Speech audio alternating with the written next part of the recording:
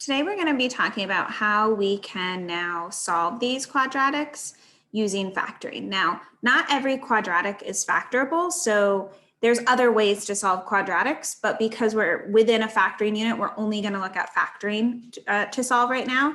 And then in the future, we'll talk about, well, what if it's not factorable, or what are some other ways that we could approach this to solve for our variable in a quadratic equation.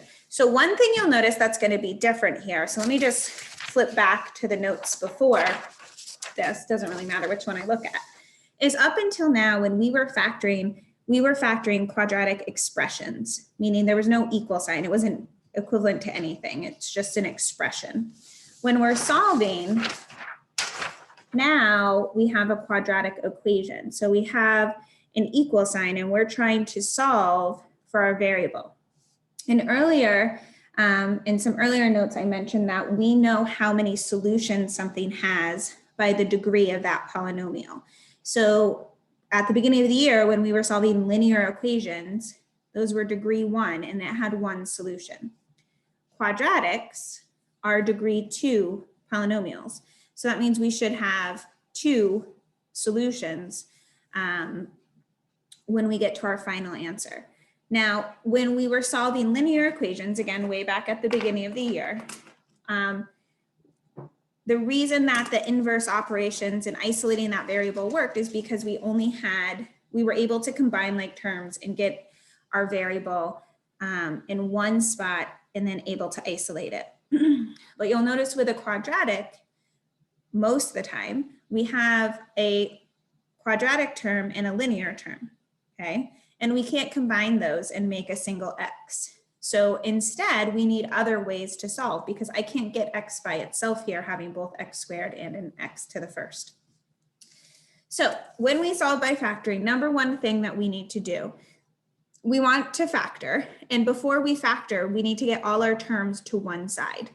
So the first thing we're going to do is set the equation equal to 0.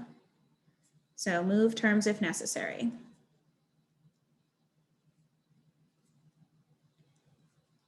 Using inverse operations. Another thing here, when we're getting our equation set equal to 0, when we factor, we always want that leading term to remain positive. So keep, I'll just say the x squared term positive. Okay, we want to keep our leading term positive when we rewrite our equation and set it equal to 0. And then I'm going to factor. So let's, on our example, do these first 2 steps. Okay, so I'm just going to rewrite it. I have 3x squared subtract x equals 10. Okay, there's our quadratic equation. I want to set it equal to 0 using inverse operations. So I'm just subtracting 10. And whatever I do to one side, I got to do to the other, right? So now it's set equal to 0. Now I'm going to factor the trinomial that I have over here. So I'm going to factor 3x squared subtract x subtract 10. Okay, so I still have it set equal to 0, but instead of writing my quadratic like this, I'm going to write it in factored form.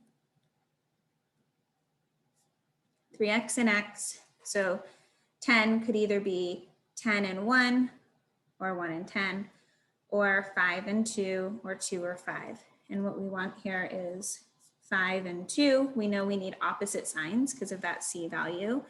And I want -6, +5 for that outer inner to give me -1 for my middle term. Okay, so now I have things factored. And what we're going to use is what's called the zero product property to solve for our variable. So if this makes sense, I'm going to write it over to the side. The zero product property. If A times B equals 0, then A equals 0, or B equals 0, or both A and b equal 0. Okay, the only way that two terms get multiplied together and give you 0 is if one of those numbers is 0. 0 times a number is going to give us 0, or if it's 0 times 0. Okay, that's the only way that can happen. If these were values other than 0, it's not going to multiply out and work. Okay, so when we factor it, what we've created is a product. Okay, we're saying that this binomial times this binomial equals 0. And if this binomial times this binomial equals 0, then either this first binomial, 3x plus 5, has to equal 0, or this binomial, x minus 2, has to equal 0, or both. And look that now, so we went from a quadratic, took that quadratic, wrote it in factored form, and look, those factors are linear. So we can solve it like we solved linear equations at the beginning of the year, okay? So our last step is we're going to set each factor equal to 0 and solve. And the reason that we're doing that is because of this property, that we know if two things are multiplying together to give us 0, then one or the other or both have to equal 0. And then I'm just going to solve a little equation for both. So I'm going to subtract 5 and divide by 3. And one solution is negative 5/3. And for my other factor, I just need to add 2 over. And x equals 2 is my other solution. Remember, because it's a degree 2 polynomial, I have 2 answers. Okay, one for my first factor and one for my second. So let's look at a few more examples. So solve each quadratic equation. Now our first quadratic, first of all, already said equal to 0 and already in factored form. So this is a quadratic, but it's already been placed in factored form for us. So all we need to do is to solve is say, well, set my first factor to 0, set my second factor to 0, and my two solutions must be, if I solve for x here, so subtract 1 and divide by 3 is negative 1/3, and subtract 2 and negative 2. Okay, already in factored form, I just need to figure out what my two solutions are. On 2, so always making sure it's set equal to 0, so that's good. And now I can't solve the way this is now. I need to factor it so that I have that product of two factors, 3c and c, positive c value, negative middle term, so negative, negative. And I want to go 5 and 1 here. Okay, so we have to be really good at our factoring to be able to get our solutions. Here's my factored form of that quadratic and my two solutions for c would be add 5 divided by 3 would be 5/3, add 1 and 1. Those are my two solutions. Let's look at 4. So at 4, I can't factor this right away because it's not set equal to 0. And it may be less steps, for example, to just subtract 5n squared over. But remember, I want to keep my degree 2 term positive. I want to keep that quadratic term positive. So instead, I'll keep the 5n squared and I'll subtract 6n and subtract 2 to get it set equal to 0. And now I'll take my quadratic and factor it. 5n and n, I know I need opposite signs here. And 2, make it become 6. Is there a way that we can make this work? Let's see. 2 and 1 is going to give me 11. 2 and 1 is going to give me 7. So this is something that's not factorable. I want to show you one way. So that means we can't solve by factoring. Cannot solve by factoring. I think last year I remember this one and feeling like I should have taken it off this year, but that's okay. Gives us a good discussion. So every quadratic is not factorable. And so in another unit or two, we'll be talking about things like the quadratic formula. And that's another way that I can solve a quadratic for something that's not factorable, because now we're stuck. I can't tell you what n equals right now because I can't factor it. If you feel like something's not factorable, there is a little bit of, there's a way that you can know if it's factorable or not. And that's called the discriminant. Again, it's something that's coming down the line in the future. B squared minus 4ac. But I like to kind of introduce it early so you can get used to kind of, well, what's a way that I can feel okay about saying this isn't solvable with the skills I have right now. And so this is called a discriminant. It's part of our quadratic formula. When I look at a quadratic, we've talked about the C value. Here's standard form of a quadratic. So I have a coefficient in front of my quadratic term, a coefficient, my linear term, and then my constant. So for this quadratic, A is 5, B is -6, running out of space, and C is -2. So this little trick here can tell me if it's a perfect square, then it can be factored. Anything that's not a perfect square, it cannot be factored. Okay, so we're going to substitute in A, B, and C and see if the value we get is a perfect square or not. So B squared -6 squared minus 4AC. -6 squared is going to give me 36.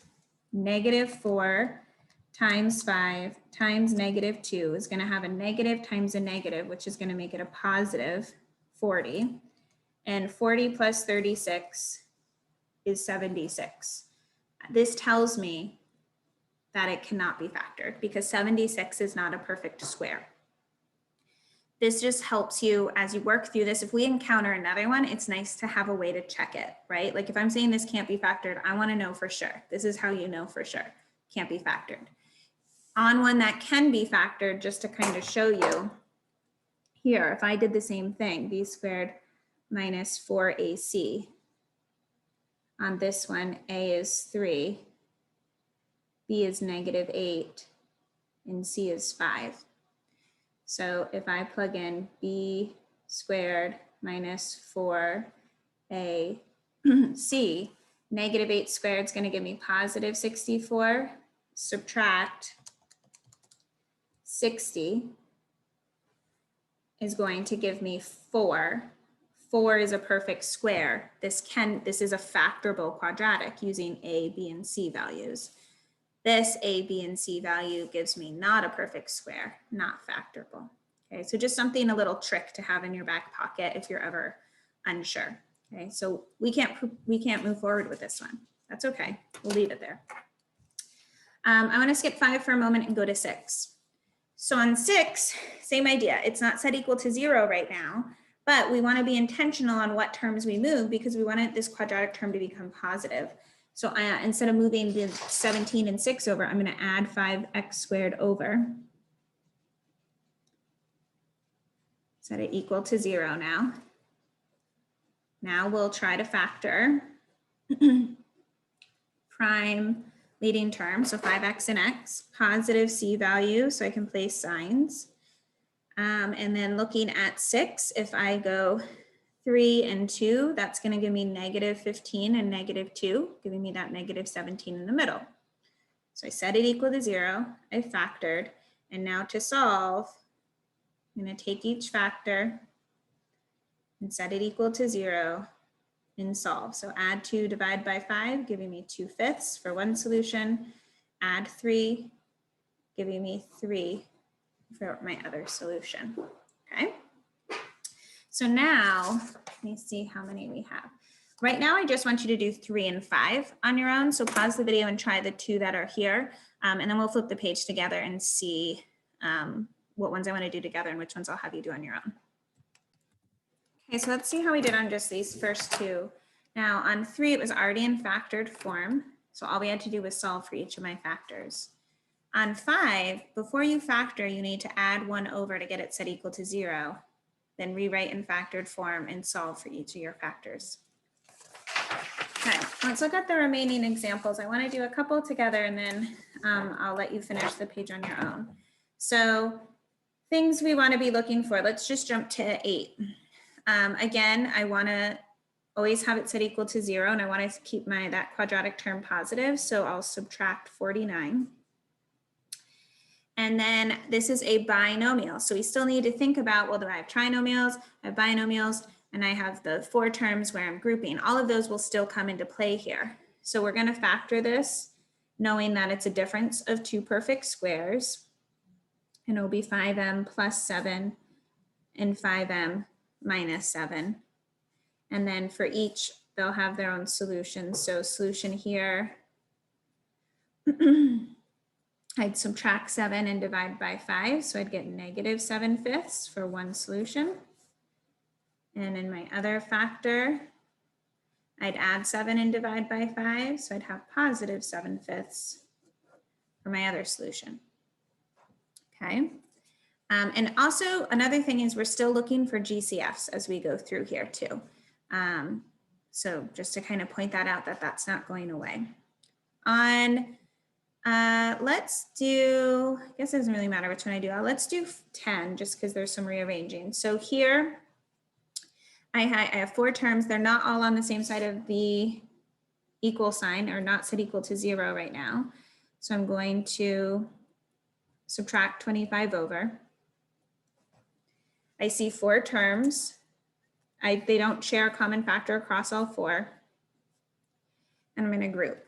So in the first grouping, I can take out 4x squared, leaving me with x plus 1. In the second grouping, I'd divide out a negative 25, leaving me with x plus 1, still equal to 0. Divide out that common factor out front, x plus 1, leaving me with 4x squared minus 25.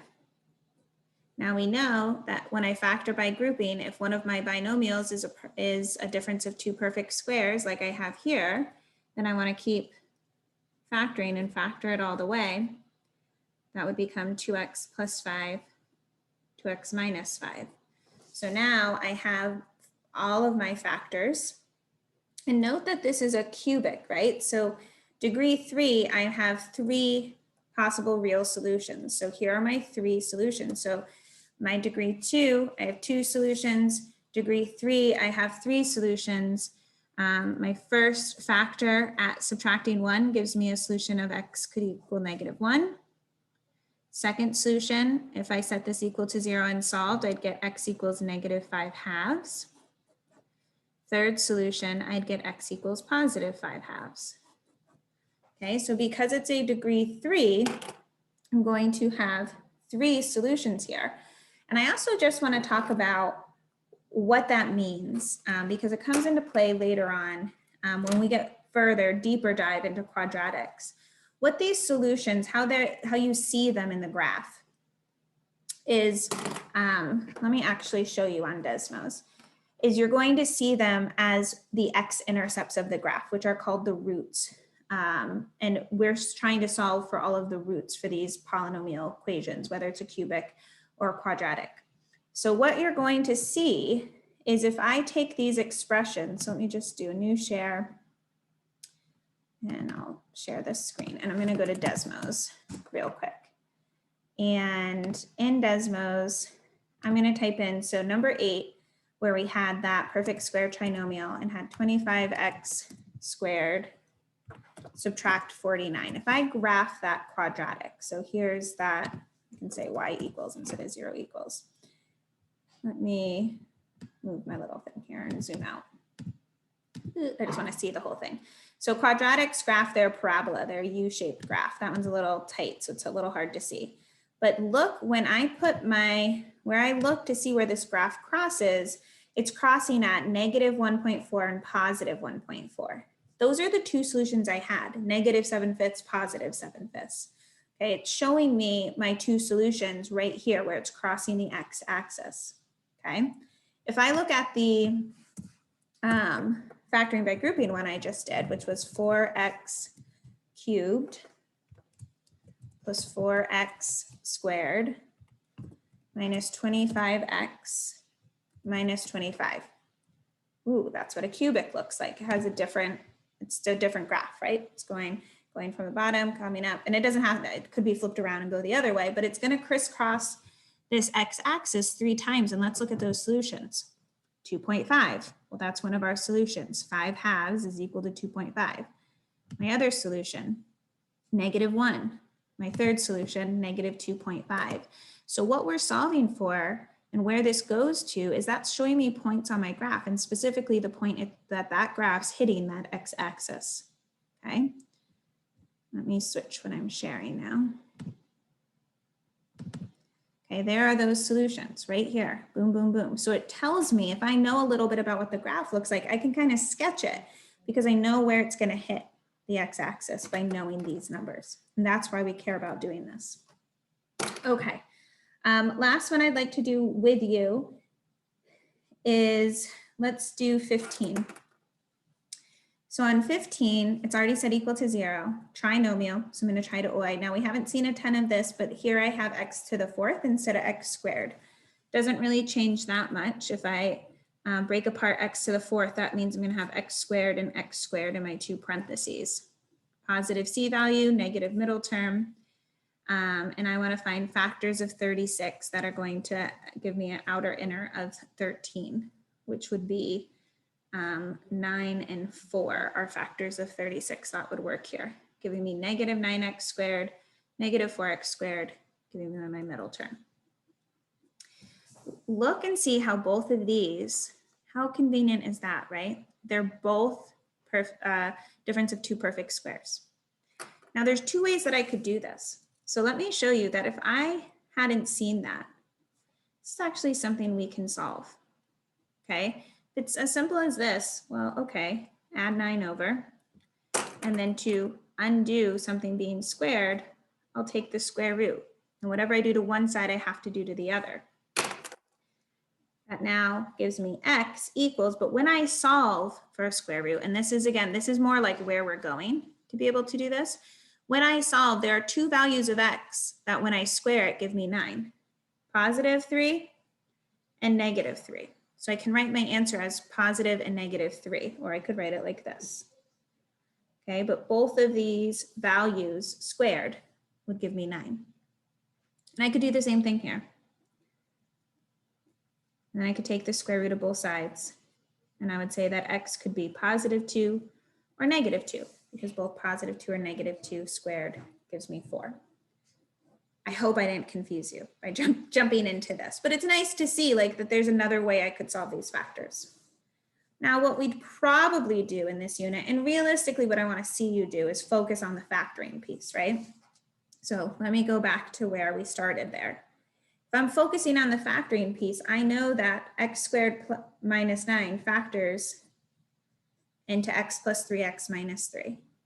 And I know that x squared minus 4 factors into x plus 2x minus 2, right? So my 2 binomials have become 4 binomials by continuing to factor those difference of 2 squares. And it's a degree 4, so it should have 4 solutions. Here they are. If I solve for x here, I get -3, +3, -2, +2. Okay, just 2 different ways that I could have gone about solving that. And for fun, before I let you finish the rest on your own, let's look at that graph, right? Why not? We just talked about what these are telling me. So this is supposed to show, right? So it should hit the x-axis at all 4 of these points. Let's look at it. I have to, hold on, go back. Okay, thank you. I hope you can see Desmos right now. So that one we just did was x to the 4th minus 13x squared plus 36. Look at that. Let me zoom it in a little bit. Okay, so there's the graph of that polynomial, -3, -2, +2, +3. That's what these solutions link to in our future. Okay, it's a really important idea to kind of understand how those connect. So now, pretty cool, right? Now, go back. We have 2, 4, 6 of these we haven't done. Here's my one thing I see that I was going to maybe do one more with you, but I think you're very capable of seeing it. Don't forget to always look for a GCF first before you factor to solve, okay? And also remember, we need to get them set equal to 0. So I want you to pause the video, finish this page, and then watch the rest of it, and we'll just kind of talk through what answers you should have.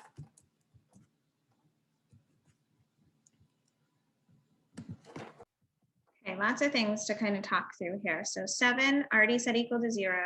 Difference of 2 squares. Here are my 2 answers. 9 already set equal to 0. I have 4 terms there. So I'm factoring by grouping. And then this binomial x squared minus 9 can be factored further. And there's my 3 answers for that cubic, right? It should have 3 answers, 3 real answers. And then 11, we'd already done 10. 11, again, set equal to 0. I group. Again, I have a difference of 2 perfect squares. I have 3 solutions. Now I stopped myself on 12. So 12 is a little tricky because it's a lot. Maybe you took out 4. And if you took out 4x, then you also would have gotten perfect squares. So you just need to be careful here. Well, would you know? If you took out 2, you would have gotten a perfect square for one or the other if you took out 2x or 4x, okay? But then you would have gotten stuck. So the GCF here is 8x. Then I'm left with a difference of 2 perfect squares. I've taken my GCF out, and I'm going to factor this. Now, we've talked enough about this that we should know that because this has a degree 3, that the largest exponent is a 3, that I should have 3 solutions. So my 3 solutions here come from that this 8x is also a factor here because it has a variable. So I can set this equal to 0 as well. And when I divide by 8, I just get x equals 0 for one of my solutions. Okay, if I take a GCF out and it contains a variable term, then that's also a factor I need to solve for. And then solving here, I'd subtract 2 and divide by 5, so I'd get negative 2/5 for my second solution. Add 2 and divide by 5, and I'd get positive 2/5 for my third solution. Okay, but we should know that if I have a degree 3, I should be coming up with 3 answers here. And that's where that comes from. But I want to talk about, so I'm just going to throw a separate example at the bottom. If I had something like this, so I didn't want to confuse you with that one being the only one that has a GCF.